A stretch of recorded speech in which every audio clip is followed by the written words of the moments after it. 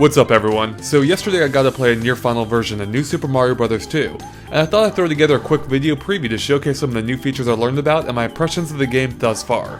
And luckily I was able to try all three modes, the single player, co-op, and coin rush mode.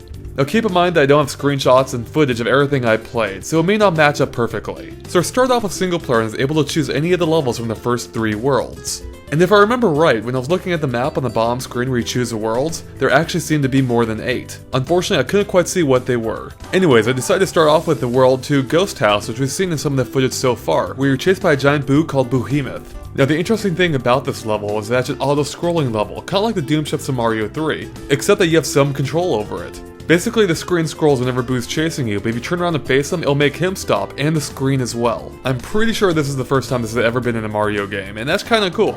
It's kinda like playing a game of red light, green light, except you're trying not to die in the process. Now the ghost house itself is pretty similar to what we've seen before, with a few tricks and traps throughout, such as a question block that dodges your first jump attempt. Oh, those crafty question blocks. After that, I decided to go check out level 3-4, which takes place in a poisonous swamp. For the first half of the level, I just had to jump from platform to platform and avoid falling into the poisonous liquid below. The things got a lot trickier in the second half when the liquid starts rising and falling, forcing you to be a lot more careful with your jumps. It also made it a lot harder to get some of the star coins, which would be completely covered by the liquid at points. Luckily, since I kept dying all the time, it gave me my first chance to try out the white Raccoon Suit, which appears if you die 5 times in a level. This suit turns you into an invincible version of Raccoon Mario. It's basically the game taking pity on you. Unfortunately, it actually didn't end up helping me that much, because while it makes you invincible to enemies, you're still vulnerable to that pesky poison. After that, I decided to go check out a new type of level, the Rainbow level. Now, as I pointed out in one of our analysis videos, it's actually more of a bonus stage than anything, because there's so many coins. Plus, this level only appears if you meet special conditions in another level. And even then, you only get one shot at it, unless you go meet those conditions again to make the level reappear. After all this, we took co-op mode out for a spin. Basically, it's the exact same as playing by yourself, except now you're playing through the whole game with a friend. Now, unlike in New Super Mario Bros. Wii, where the camera would zoom out to show all the players, the camera doesn't zoom at all on this one, and instead stays locked to either Mario or Luigi. Now, the cool thing is Nintendo actually turned this into a gameplay mechanic. You see, you can actually change who the leader is by entering new areas first, like going through a pipe, or if you're impatient, simply ground pounding the other player. Even in our short playthrough, this led to some hilarious battles as we fought for control. Speaking of which, Nintendo did remove one feature that was in the Wii game, and that is you can no longer pick up or throw your teammate. Which is probably for the better, since that seemed to be mostly used to annoy your friends. However, you can still cause an earthquake if you both ground pound at the exact same time. Now, even though co-op doesn't really change things up much, it's a lot of fun. Plus, it comes with an extra perk. Your coin count is doubled. And that's pretty important since the game places a huge emphasis on coins this time around. Hell, there's even a power-up that allows Mario to launch gold fireballs that turns everything they touch into gold coins. And beyond that, jumping through a gold ring will turn every enemy into a money-making machine.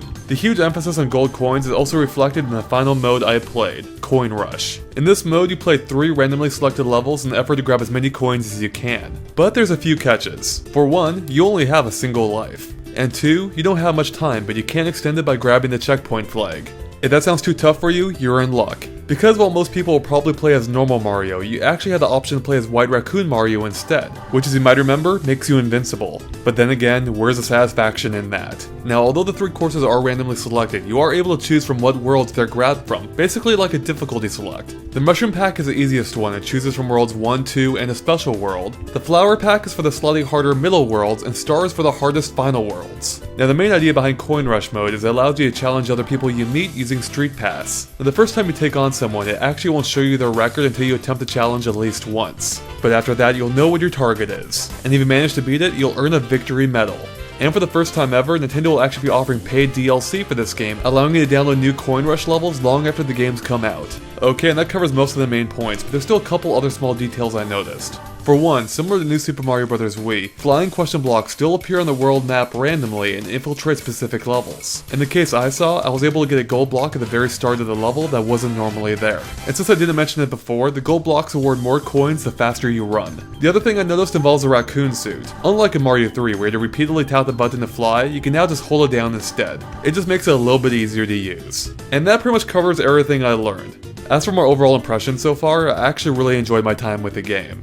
Although it does look very similar to previous games in the series, it ends up feeling pretty different thanks to the emphasis on coins and new power-ups. And the new co-op and coin rush modes seem to add a lot of replayability. But these are just our very early impressions, so make sure to stay tuned to GameXplain.com for our full review in the coming weeks. Thanks for watching, and if you have any questions, feel free to fire them off in the comments and I'll see what I can do.